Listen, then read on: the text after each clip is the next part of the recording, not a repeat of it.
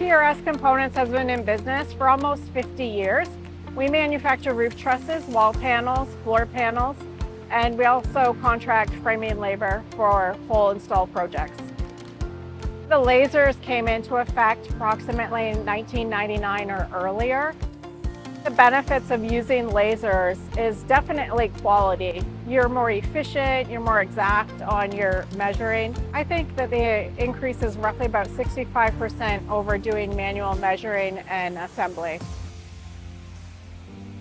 We use the lasers to get the placement for the studs in the wall.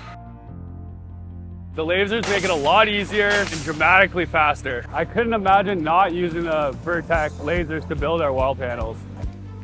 Our builders put the parts together and then it goes down to the sheeting section. The laser will show us where the studs are, and then that's what we'll follow to do the sheeting. Not only do the lasers allow us to be more efficient and have better quality, but it's a great assistance when we're moving ahead with new quality control regulations set out by the government. We are committed to the partnership we have with VIrtek and the efficiency that it allows us, making sure that we're able to meet customer demands with quality and on-time delivery.